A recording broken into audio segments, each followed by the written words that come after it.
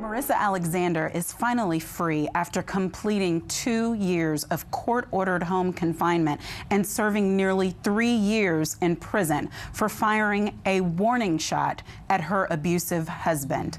Her husband did not sustain any injuries from the warning shot, and Alexander had no previous criminal record. However, in 2012, at only 31 years old, Alexander was sentenced to 20 years in the Florida Criminal Correctional System.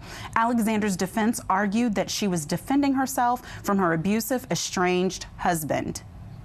Based on the state stand your ground law that freed George Zimmerman from the 2012 shooting of Roland Martin, the community cried for Alexander to be exonerated.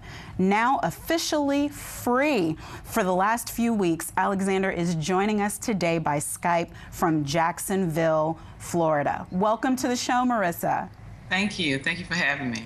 I've got to tell you, after being on the show as a panelist while you were in home detention, I am so excited to know that you are free to come and go as you please, because you just never should have been in that position in the first place. But as you know, the Florida Senate Judiciary Committee voted 2 weeks ago in favor of an amendment that would shift the burden of proof to the prosecutor in the stand your ground law. The proposal has now returned to the House. I know this has to be something that you're excited about now, but do you think this would have helped you 5 years ago? Well, I believe that it would have helped me in the sense that it would have protected my Fifth Amendment right, which normally in a self-defense case, about 90% of the defendants have to justify, which means they have to testify. You don't necessarily have to, but in a self-defense case, you have to prove that you had to justify your defense, whatever it may be. So typically, when you do an immunity hearing, you have to testify, and so you give up your Fifth Amendment right to testify, and that's so important and crucial to a defendant's ability to be able to remain silent and not pretty much give over the prosecution your defense early on in speaking, because that testimony can be used against you later on.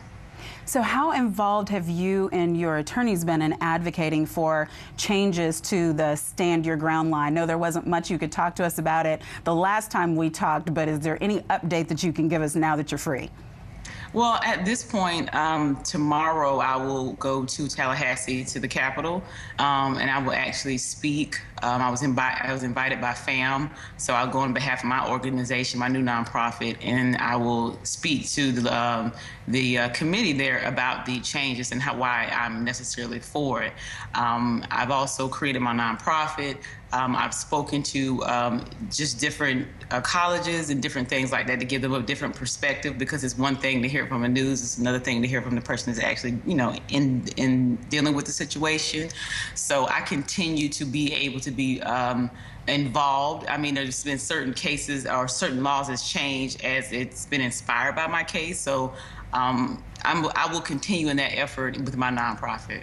Well, thank you so much for not just sitting on the sidelines, but getting involved. The proposed amendment, sponsored by Republican Florida State Senator Rob Bradley, would shift the burden of proof from the defendant to the prosecutor, and many contend that the stand your ground law is used more successfully as a defense for white shooters than African Americans. I'm going to go to my panel. Dr. Gregg, any thoughts or a question for Marissa? No, I mean, you know, I'm glad to see you are advocating, and I guess if I had a question, it would probably be, how important do you feel it is for folks who have escaped the fell clutches of this system to communicate with those of us who are here the messages and the experiences and the need to advocate for those who remain caught in this system?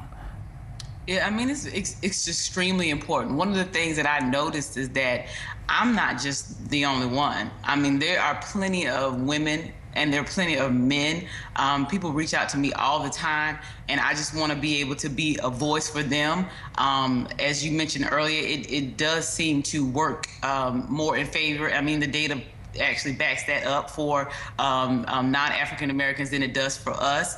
And I just believe that making that shift so that you can actually really defend like any other charge where it is on the state burden, they bear the burden of proof, this shouldn't be any different, and then it gives you more leverage. And then being in an impossible position to have to say either give up your Fifth Amendment or face a minimum mandatory is an incredible different position to put a defendant in. So I'd like to speak on their behalf. Well, Marissa, we are sorry, so sorry for everything that you've been through, but congratulations on being free now, and keep doing what you're doing. We're rooting for you. Thanks so much for being here. Thank you for having me. Kickstart your day at 7 and get the news you need from the perspective you want. NewsOne Now with Roland Martin, every weekday morning at 7 on TV1.